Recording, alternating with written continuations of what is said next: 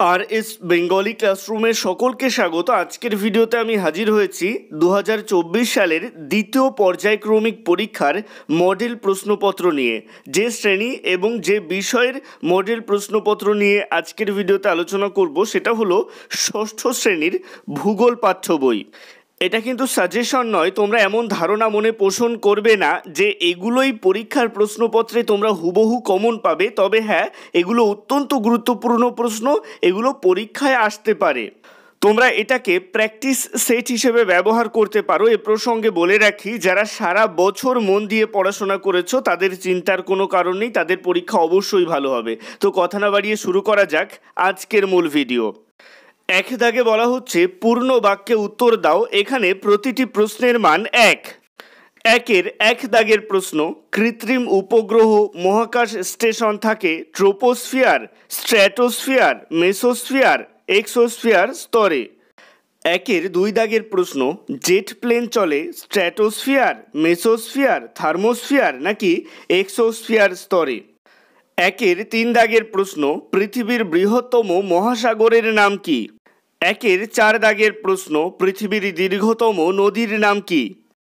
একের পাঁচ দাগের প্রশ্ন, পৃথিবীর ক্ষুদ্রতম মহাদেশের নাম কি? একের ছয় দাগের প্রশ্ন, আন্টার্কটিকার সর্বোচ্চ শৃঙ্গের নাম কি? একের সাত দাগের প্রশ্ন, পৃথিবীর দীর্ঘতম হিমবাহের নাম কি? একের আট দাগের প্রশ্ন, উপত্যকা কাকে বলে? একের নয় দাগের প্রশ্ন, বায়ুর আর্দ্রতা মাপা হয় কোন যন্ত্রের সাহায্যে? একের 10 দাগের প্রশ্ন, আন্টার্কটিকায় অবস্থিত ভারতের প্রথম গবেষণা কেন্দ্রের নাম কি?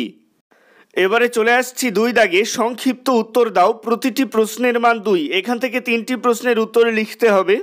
দুইয়ের এক দাগের প্রশ্ন, পর্বত গ্রন্থি কাকে বলে? দুইয়ের দুই দাগের প্রশ্ন, টিকা লেখো, শিবালিক অথবা হিমালয়, যে কোনো একটা লিখতে হবে।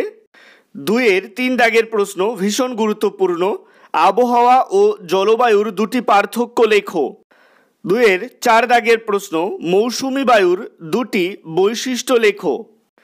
এবারে চলে আসছি তিন দাগে, নিচের প্রশ্নগুলির যথাযথ উত্তর দাও। প্রতিটি প্রশ্নের মান 3। এখান থেকে 3টি প্রশ্নের উত্তর লিখতে হবে।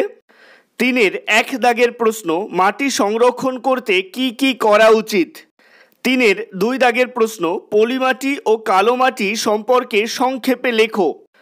তিনের তিন দাগের প্রশ্ন, সমষ্ণ রেখা কাকে বলে, এর দুটি বৈশিষ্ট্য লেখো। তিনের চার দাগের প্রশ্ন, বিশ্ব উষ্ণায়ন কাকে বলে, এর দুটি ক্ষতিকারক প্রভাব আলোচনা করো। তোমাদের সুবিধার্থে এক দাগের প্রশ্নের উত্তরগুলি করিয়ে দেওয়া হলো। আজকের ভিডিওটা ভালো লাগলে অবশ্যই একটা লাইক করে দিও এবং একই ক্লাসের বন্ধুদের সাথে ভিডিওটাকে শেয়ার করতে ভুলো না। ভালো থেকো, সুস্থ থেকো সকলে, আর অবশ্যই আর এস বেঙ্গলি ক্লাসরুমের সাথে থেকো।